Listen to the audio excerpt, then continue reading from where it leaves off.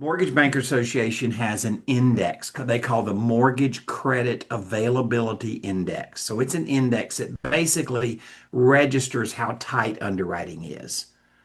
And the day before the virus started in 2020, it was at 185. And today it's at 95. So bam, you're telling me half the people that could have gotten a traditional Fannie Freddie mortgage Yeah, in 2019 can't get one today. no longer qualified. That's exactly what I'm telling you. Hello and welcome to Pillars of Wealth Creation, where we talk about creating financial success with a special focus on business and real estate. I'm your host, Todd Dexheimer. Now, let's get to it.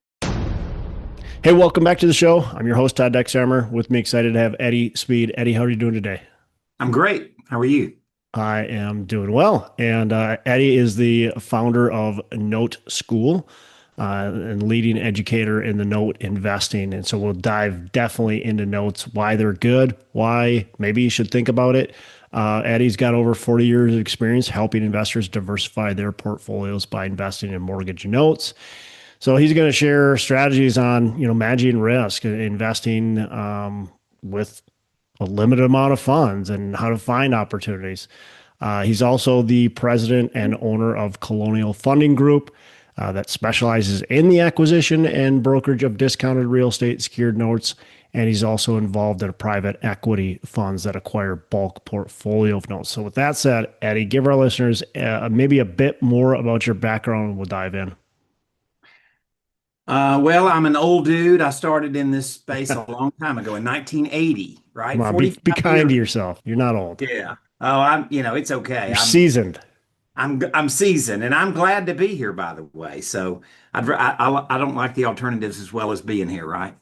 So yeah, I started in the business, and I started buying seller finance notes in 1980. It was a market condition because of inflation that became a very common practice. And it's cycled through the years. I've bought, well, over 50,000 Wow. discounted notes. So I've been doing it a day or two and have a little bit of resume of doing it.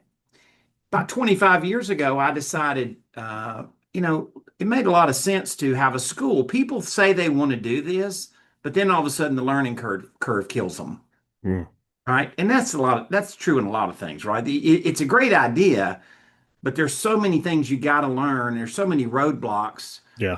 like this. It takes up too much time, and it's a life suck to go do that. And so I said, well, why don't I just build a school? Mm, And so I did.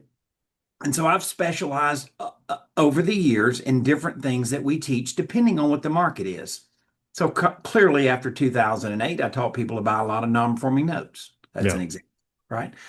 Today, my audience is way and above people that are looking at the rental model and looking at seller financing, and they say, teach me how to do this, Eddie, because you're saying you can make two and a half times the income with a tenth of the work. Hmm. So that's kind of what I teach people how to do. Wow. Well, we want to dive into that. Yeah. Everybody wants to do a little less work and make a little bit more money. I feel like most people like that idea. Um,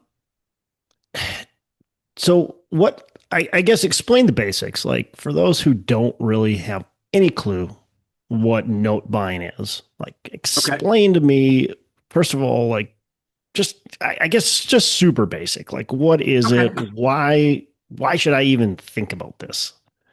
So essentially, it's as simple as this. A note is being the bank. The bank owns your note and they can sell it. In fact, most people that have a mortgage on their property have had their mortgage sold. We've all gotten that letter in the mail, your loan's been sold, and it's now not at the First National Bank, and now it's gone to Mr. Cooper or whatever and stuff. Your loan got sold, Mm, right? So it's super common in the industry that loans are bought and sold. So I am a specialist. While I've bought conventional, traditional mortgage loans, I'm a specialist and I generally deal in seller financing. About 100,000 seller finance transactions created per year. I'm probably oh about the wow. biggest trader in the market that does that. And of 100,000 transactions, probably a higher percentage of them are loans that I wouldn't want to buy. They're not on the right property. They're not on the right buyer. The terms are really not done as well as they can be. Maybe they're not compliant. And so, but there's a percentage of loans that I help real estate investors create notes and they become my clients. So who shows up at Note School's doorstep? They own rental properties and they don't want any more because it's a whipping. It's a lot to manage, even though you say you have a manager and then you still get involved every time there's a big problem. Always. Yeah. And you got to write a check that nobody told you about. It's not on Yeah. the spreadsheet. Yeah. No, shit. Nobody told me about this. There's no column on my spreadsheet to run my expenses that has this category. Fire department shows up at midnight because a pipe breaks, and Yeah. you got to still deal with that. And so, I'm really involved with the house buying world, right? I'm in 3 masterminds: Collective Genius, Boardroom, and Investor Fuel. Probably the top 500 house buyers, probably 90% of them are in one of those masterminds. And if I walked in that mastermind today, they'd say, that's Eddie, the seller finance guy. So I have built that business around helping people do it. And a couple of years ago, what happened is we started seeing things lift on rental properties. Oh, wait a minute, the rent's going up. Problem is the rents went up, but expenses went up about 2.5 times higher than the rents. Yeah. And it sucked the cash flow out of rentals. So take most rent houses today, and what was an 8% capitalization rate. In other words, just paid $200,000 for a rent house. You're going to make 8% after all the expenses if you paid cash. Right. That's how capitalization rate works, right? Today, you take the identical house. I don't care if it's in your market or in my market in Dallas or if it's in Atlanta or wherever. It's a 4 cap. So the income, the net income on a rent house went from 8 to 4. Yeah. Now it's worse in California and slightly better in Toledo, Ohio, but that's about what the numbers are. And so I walk around and tell these And this landlords, is real. I mean, you're not just fluffing this. This is oh real, no, and it's true. Like I've seen it firsthand on all of our properties. Expenses have gone up much faster than rents, especially over the last couple of years, and depending on your market, significantly. this fall I'm going to be on Collective Genius stage, Boardroom stage, several franchises for house buyer stages. Like this is what I do. I go around the country and tell people, you are not getting highest and best use out of your house if you're renting it. Because if you went from renting it to seller financing it, you can go from a 4 to a 10 Hmm. and maybe 11. Hmm. Think of it in terms of this. Let's just pretend a moment I was a farmer. Okay. And I raise a bushel of corn. You're from that part of the world, right? A lot of good Yeah. farmers Yeah. there. You kind of look like a farmer, to be Well, honest. actually, I was a cowboy, There you like go. legitimately a cowboy. Yeah. But yeah, I got a bushel of corn. And so I'm looking at it thinking, who do I sell this corn to that could pay me the most for it because they can do the most with it? Hmm. And so then I say, well, people say, well, I want to make cornbread. Or people say, I want to make corn soup or, chowder or this or that. Like people pick all these things. I want to grill it. I want to do all that's possible. I look at it and go, I want to make a bottle of Pappy Van Winkle whiskey. Same corn, just way better monetization of what you can do. And so I look at a rent house and say, we've kind of been enamored with rent houses. Now, some Yeah. people that come to Note School, they don't want to buy a rent house. They're like me. They just want to buy a note because they can get 2.5 or 3 times the cash flow out of a note they can on the same money deployed as a rental. They can use leveraging techniques just like they can with rent houses, and they can do this over and over and over. And you can own 55 rentals or 1,000 notes for the same level of work.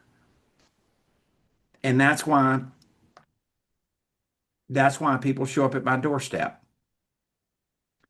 It, And so, you know, it you, sounds, you said before we started, you said that it's boring. yeah. Well, I didn't say it was boring. I said a lot of people think it's boring. Yeah. Uh, yeah, it's boring. Honestly, like who wants to buy a note? Like, what do you mean I'm going to buy a piece of paper? So it's not exciting like buying a rental property. You got, oh, okay, now I got this property. We can fix it up. We can make it beautiful.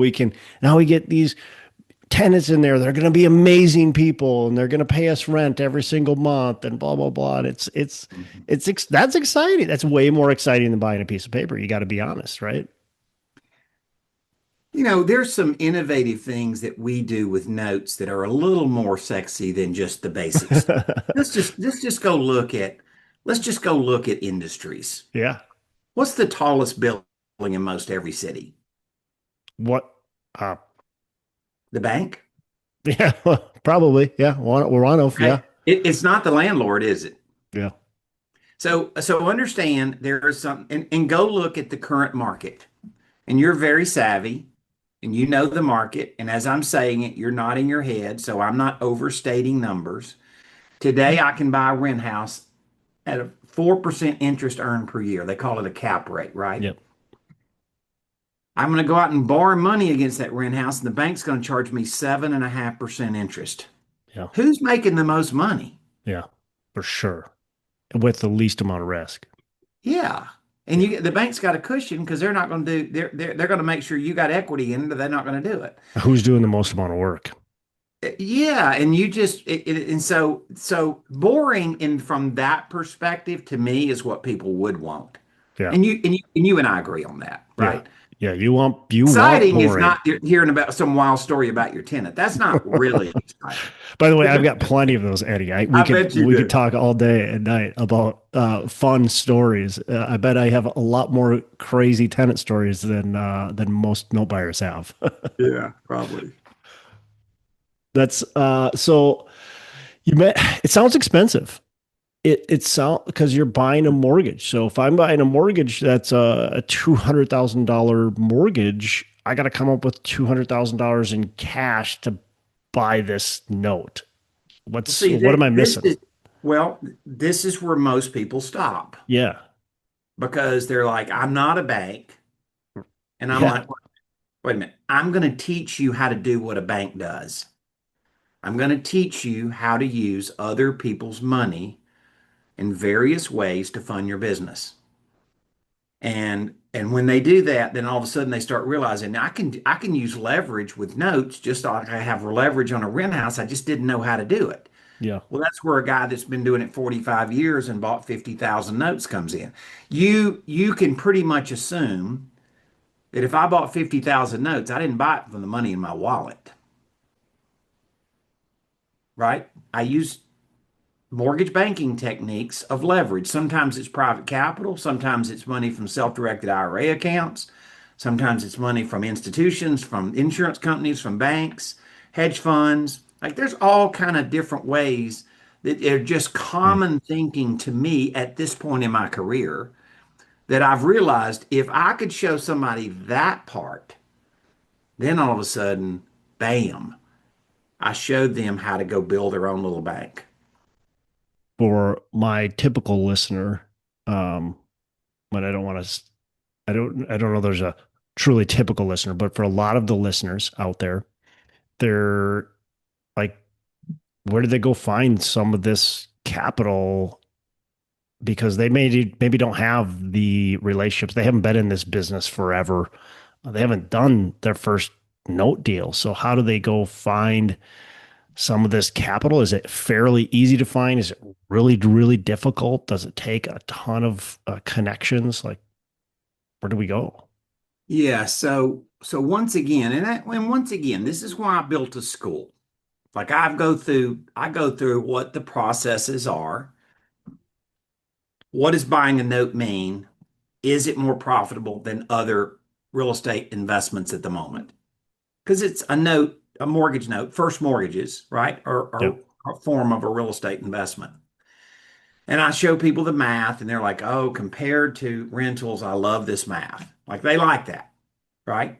Then we talk about like, okay, what's a good note? What's a good note look like? What's a note look like that's not such a good note? Eddie's bought 50,000 of these. Surely he's seen deals go bad. Hmm. What's likely to go bad? And can I actually have a risk blueprint that I can go through to kind of figure out what's the odds I got a problem in the future? And we're very good at that. Okay. So then it's like, I like notes, they make money. I can pick good notes. And then the second thing is, how do I go do the second deal, the third deal, the 10th deal, the 50th deal? In other words, when I spend the money out of my checking account, where do I go from there? Yeah. And that's recapitalizing, it's leverage. And so I'm going to try to show this as easily as I can. And I don't have a whiteboard, so all I got is my little pencil I draw on, right? Right. That's a timeline. That represents 20 years worth of payments. You buy a first mortgage, you're the bank, you're going to get 20 years worth of payments. 12 a year for 20 years, that's 240 payments. So let's just say you're going to get $1,500 a month, okay? Which is Okay. kind of normal in today's market. Yep. You own a first mortgage on somebody's house. That loan costs you $125,000. Okay. It's going to have a good payback, but you're saying, Eddie, I have a self-directed retirement account and I only have $20,000 in it. How in the world could I go buy a note? So you tie this note up and you buy this note and you take your money in a self-directed retirement account, but you don't necessarily have to even spend your whole 20,000. You go find somebody that wants to buy this portion of the note the next 12 years. Okay? They've had a rent house. They don't like it. You could sell them this loan and give them a 7, maybe an 8% return. And they're going to write a check for you for 12 years worth of payments for $120,000. Hmm. And now for $5,000 invested, you own 8 years of payments at $1,500 a month.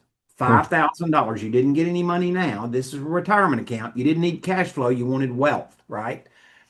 And that's a leveraging strategy with notes. Now, there's multiple ways to do that. Wow. And my wife has 8 deals under contract right now for about $1 million. And that is exactly what she's going to do. And we've done it, call it a lot. So she So doesn't have to come up with $1 million. no. And once again, or maybe she buys it and resells it in 60 days. She does that. Like there's like it's sort of Rubik's Cube, right? There's so many combinations of ways you can do it. And that's what we always feel like our job is.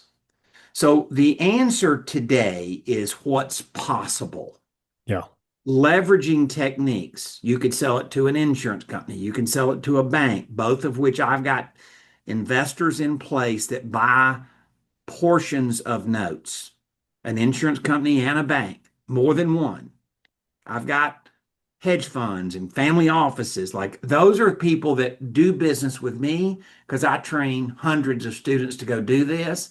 And they're like, we're going to connect with you, Eddie, so you can connect us with people you've taught how to do this to a certain degree. Their level of confidence and competence is higher. And so they can effectively do business with them where they can't go do business with a guy that doesn't know anything, right? And so that's where NoteSchool has built a marketplace. I buy a lot of notes. Um, I find a lot of my students, call it higher percentage than not, they don't have a note buying business. They Yeah. buy notes from me because I have a note buying business. They say, you build a marketplace, you go find notes that meet your standards. I'm Hmm. now clear about what that is. And I don't have to go stand up a business. I have a strategy now, not a business, right? Then I find them a note that meets a standard. And then they get to a point where they need leverage, they need capitalization. And so I show them techniques. And once again, if I said to you, we're going to knock down 12 to 1500 notes this year, you now understand how that's actually possible. Yeah. I built a marketplace of a network of students that I've trained. I have some institutional money that has tolerances to buy certain, portion of these notes. Sometimes they'll buy other $1,500 a month. They might buy $1,000 a month and you keep 500. Other people might buy 100% of your payment for a designated term. Hmm. So there's various ways to do it depending on what it is. And and just think about this and quite honestly, not much time. We've now painted a whole picture of an industry that a lot of your listeners had never thought about. Right. And Right. so I tell people it's not complicated. It's just that you didn't know about it. And it's our job to paint a picture of a simple path that you can go do this and you can be the bank. Hmm. Yeah, it's pretty wild to hear just the optionality that you have with this. Where do you find a note? It's not like they're on the MLS. They're not just floating out there. You don't go to Craigslist and look for a note. Where do you find an opportunity Well, like this? there are there are grades of notes, like there's grades of rental Yeah, properties, right? You sure. can go find crappy properties and good properties and off-market properties and stuff. I generally drive my own marketplace. I'm very well known, 45 years, I'm very well known in the seller finance space. If you've created 100 notes or 500 notes or 1,000 notes, the odds are fairly high you know who we are. Yep. This is a fairly small world business, right? A lot of loan servicers know us, a lot of vendors know us. These people that these top 500 house buyers that are in these masterminds, they know me. I speak about this and kind of disciplines in the business to help them make good notes. So I've kind of made a network in that space. I can go on the internet. I can go find platforms where I can find notes. I Hmm. can get in Facebook groups and go find notes. I think the notes I'm sourcing are a grade above or a few grades above what I can find if I'm just digging around on the internet.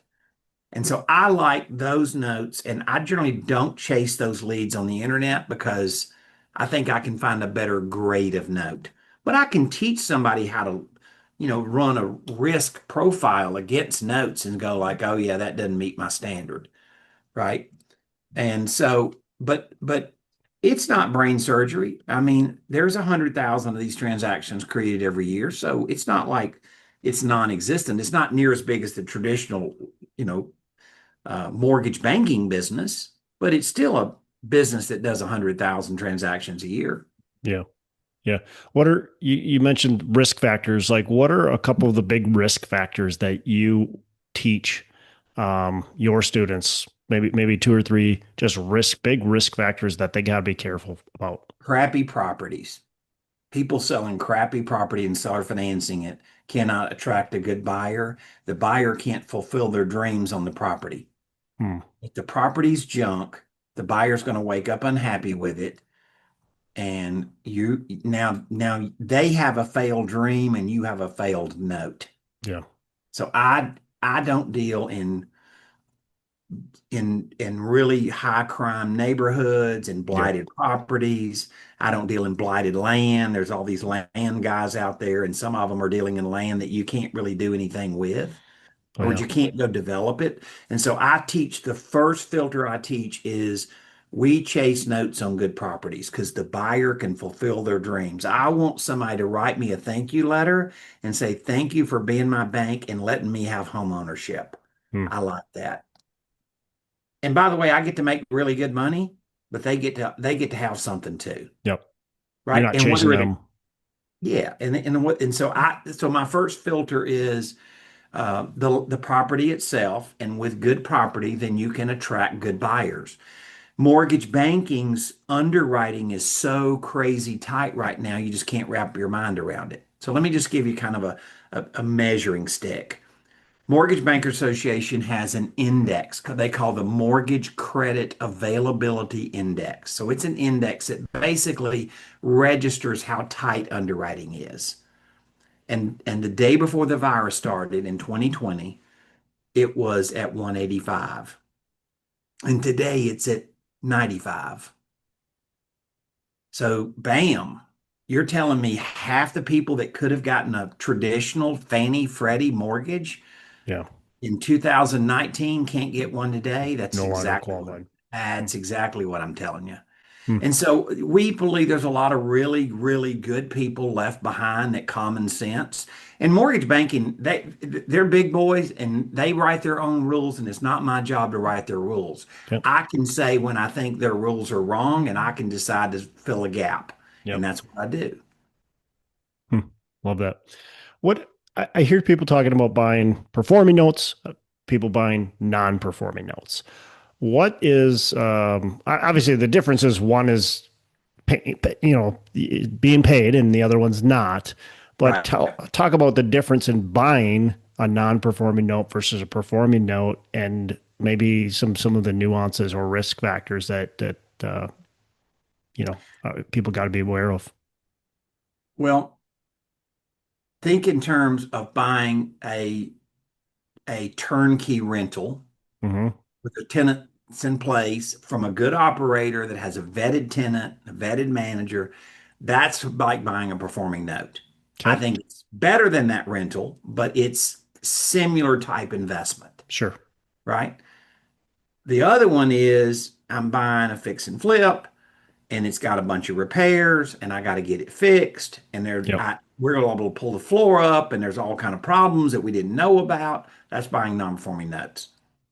And I bought thousands of non-performing notes and I've taught it, I think, better than anybody out there that has taught it because we just have done it for a long time. Right now, the opportunity in non-performing is at the moment pretty low. Okay. And so I'm not overemphasizing that. There's always some non-performing notes, and I help our students do that. There are 800,000 residential mortgages that are delinquent that haven't been posted for foreclosure that I think with this new administration, I think that's going to accelerate. What if I told you there's 800,000 residential mortgages that are more than 800 days delinquent Wow. that haven't Is been that posted that's for true? foreclosure? That's the truth. Wow. Ooh. So they've just been You kind don't of see that on the evening news, do you? well, so they've been piling up, right? Probably since COVID, when they put the moratoriums on being able to 100%. foreclose, they started just stacking up, and now they're all just they're sitting against the dam right now, waiting They for. are. And so it's coming, and we know it's coming, and we're Mm, watching it. And when that opportunity really becomes full scale, then obviously we'll unfold more of what we know how to do and help people with in that area.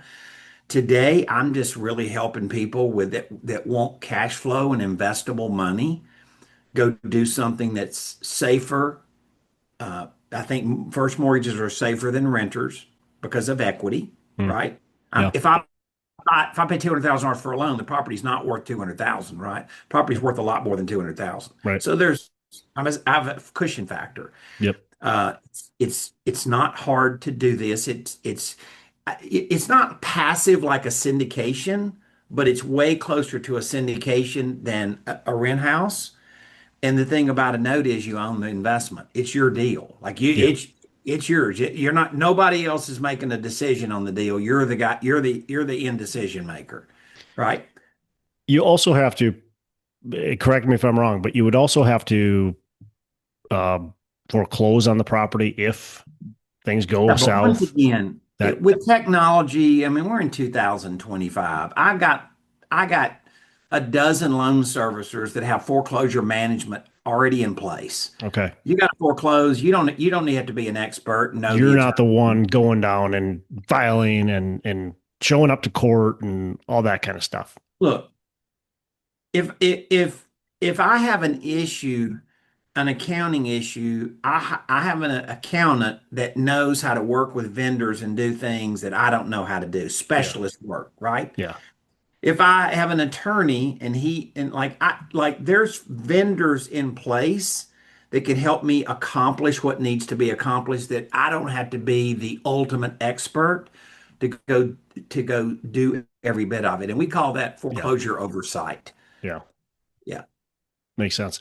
Um, is there an opportunity in larger commercial type um, notes, call it for apartment buildings, retail strip centers, you name it. Office, obviously, a lot of people think there's a lot of distressed office that, well, there is some distressed office, but that'll continue to come.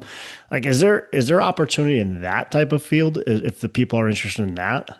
They are, and it's growing. I got a text literally from a an industry deal maker, right? And he's worked with some very well-known organizations, but he's independent now, and he just texted me literally 5 minutes before we got on this morning, and he texts me and he says, "Hey, I got a big commercial note that's non-performing that I think would be a fit for you. Give me a holler." Hmm. So it's that, and so and that opportunity is growing. It had been a little bit, it, there were some things that was happening commercial real estate that the values were going down, and we Yeah. didn't feel like the lender. I know you find this shocking, but I feel like some of the servicers weren't being truthful about how many loans really weren't paying. They were No. calling some, yeah, yeah, that. But you just kind of know that anytime you see that market condition, it's going to show up. Yeah. And we are now seeing it at a rate showing up that we didn't see before. So, once again, I have a school, and when I say I teach people how to buy notes, good first mortgages on residential property, paying every month with a very high likelihood you're not going to have a problem. Call it a chance of a 3 to 5% default rate, Hmm. which is about what Fannie Mae is, Yeah. right? Yeah. So not very problematic, Right. right? If you had a problem, you could still get out of it and get your money and probably actually make a profit, but you're not wanting somebody to have a problem.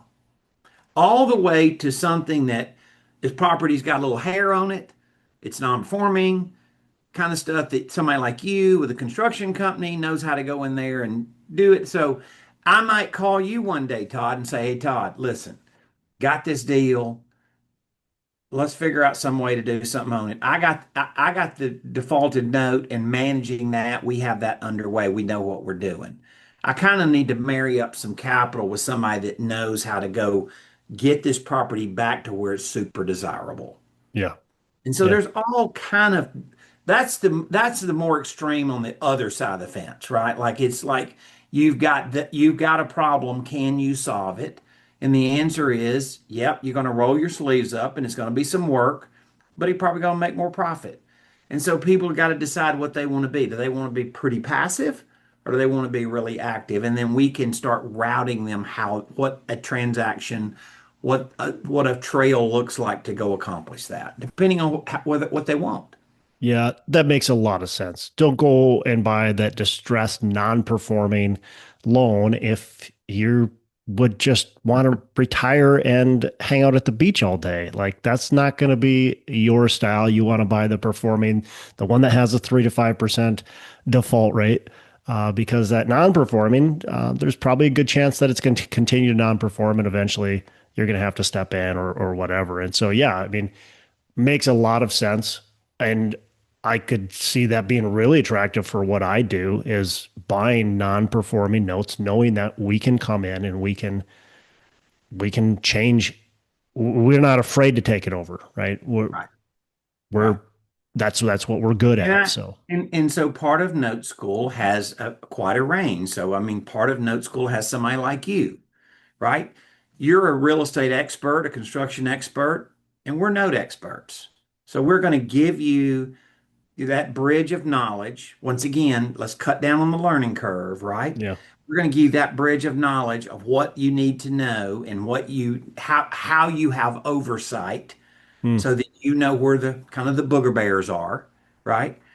And all the way to somebody that's a dentist or a doctor or a school teacher or a high-end realtor, all of which are in note school and they just want to buy notes and get a check every month, but they still like that leveraging technique we talked about, right? Right. So there's some piece of that without note school, they're probably not going to accomplish that. And we just look at it and think, we felt like there was a big need for this school because we felt like if we could show people things they just didn't know they could even do it, and now that they know they can do it, they didn't know how to do it, or they didn't know how to go find the resources to do it. Then we start showing them that, and all of a sudden they're like, "Hey, man, I am a pretty passive investor that has something that I like, and it doesn't keep me up at night." Yeah. Buying something that keeps you up at night is a terrible investment. Yeah. Yeah. Might be exciting, but it's terrible. Yeah. Like we said before the show started, like plain vanilla box, Yeah. easy, like let's headaches. Let's that's what you want. No headaches, just plain easy vanilla. And that's a performing note sounds like that would be pretty much that for about 98% of the deals you do. So Eddie, I want to shift a little bit before we wrap up. I want to ask you a couple different questions just on business and building your business. You've bought a ton of notes, over 50,000, I think you said. You've got this note buying school, so you've built some great businesses. Give me maybe two success habits, things that you think have been really paramount to your success, and something that obviously our listeners can maybe learn from. Most investors don't know where they are with their numbers. That's been a Very general true. observation. I see landlords all the time that tell me they're making profit that they're not making. I All the work time. I work with fractional CFOs that specialize with real estate investors that have rental portfolios. And they're calling me saying this guy needs to convert 60% of his houses to notes because he is making less than 50% of the, and this is before you pay the bank. Yeah. He's netting less than 50% of what he's getting in rent. And I'm doing his numbers and telling him that he's just missing part of the equation. So accounting is really important. Okay. And there are simple ways to do it. And I like notes because it's a fairly simple process to do. And a lot of the accounting world can do it and knows how to do it. So it's not like you got to be super specialized. Accounting, you gotta really actually know where you are because sometimes Yeah. you're just losing money in a way you just didn't know you were losing it, right?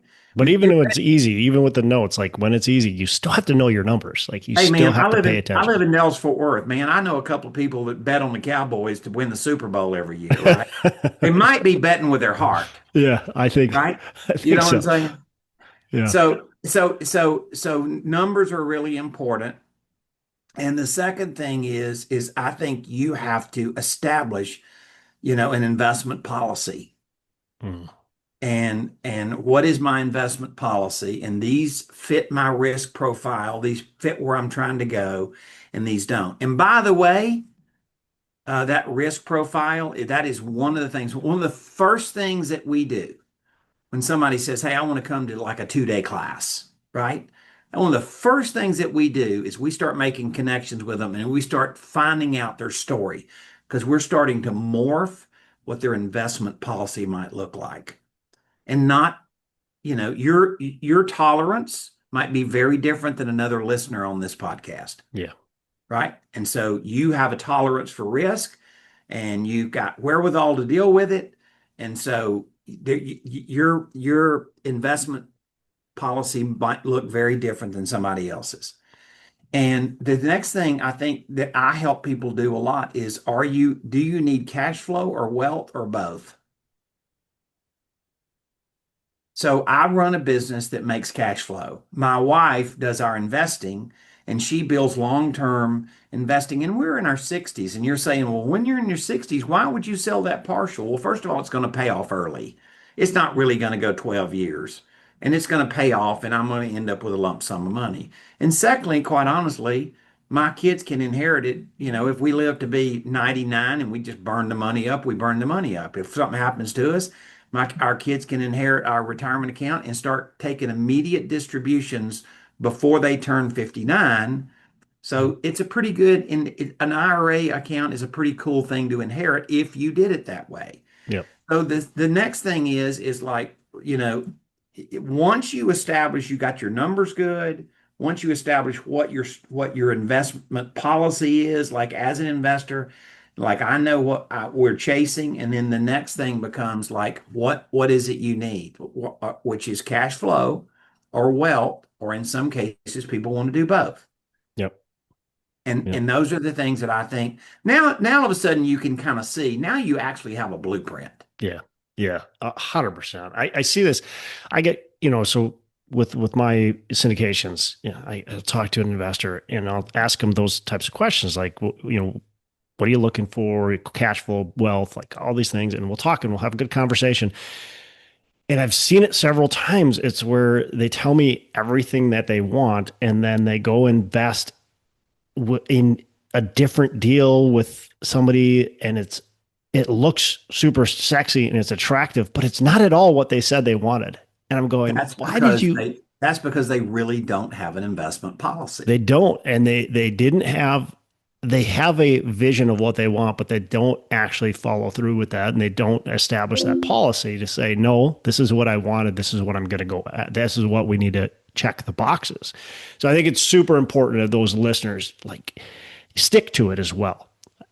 Yeah. If you decide you want to go a specific way, stick to it. Don't let the shiny. And then what happens with that investor is they got a shiny object that put in front of them because that deal looked attractive, right? It was maybe this high risk. A lot of times it's a high risk deal. They're doing the flipping of an apartment building or whatever, and it looks really good because it has the potential to turn out a 25 IRR. Great. Who doesn't want that? But if that doesn't fit what you're looking for, that's a bad deal potentially. I like to say people get drunk on yield. Yeah. Yeah. Yeah. And that's like the guy that's not wanting, guy or gal that's not wanting a lot of work. They want to buy some notes. They want the passive income. And then they go and buy that non-performing note that's got a ton of hair on it. And we're very cautious. We're very cautious with students. Now, we have a lot of management tools in place to help students with done for you. So they don't have to necessarily go do as much as they did years ago before we had those in place, but we're very careful. Like I tell people, I'm not going to go teach you how to go do something that you're going to hate me for. Yeah. And so some people today more people are buying performing notes, even though they won't leveraging with it. They're buying performing notes because you can do really, really good today. I'm going to say way better than rent houses. You can do really good today with notes and be in the bank, and you're going to like it because it is relatively passive. Nothing's 100% passive, but nope. it's way to the spectrum of passive compared to other things like rent houses. And they're earning more, they're earning real cash flow. And people call me and I get nice things, people send me little prizes and stuff, and it's because I just tell them, look, I'm just a vessel. Yeah. I just have been doing this a long time. We've thought about it. We've analyzed the things about the business, and I'm just teaching you what we've learned. Right? I was taught this. My father-in-law introduced me to this business in 1980. Yeah, it's a long time. Yeah. All right, couple last questions. What's a mistake that you've made? And how have you learned from it? Whether it's in business, note buying, whatever, doesn't matter. I would say my biggest mistakes have been accounting and people. Yeah. Yeah. And I'm not saying I've never bought a bad note, but I've lost way more money from fraud than I ever have from picking bad notes. So just not vetting the people that you're involved with. Yeah. Just life circumstances. And I've tried to encompass some of those, meters and some of those indicators and stuff with things that we teach now, because there's no point in, if I've built a profile of like, these are when you watch people, or this is how you vet people, or this is how you identify the people that make good relationships, and you're a little younger than me and you're super sharp and you get all these numbers, but you'd kind of be a little crazy not to listen to the old man a little bit, right? 100%. And so it's that. And so I would, and the other thing is something as simple as I'm just saying, don't always get your numbers in arrears. Sometimes you need to know your numbers to make sure you're modeling where you think you're modeling. Hmm. So that when you look at your numbers a year Yeah. later, when you're doing your taxes, it turned out the way you thought it would. Yeah. And those are things that we can define that. I don't necessarily, I'm not your accountant, but I can define it in a way that people have a clarity of what they're looking for. Yep. Absolutely. All right. What are your three pillars of wealth creation?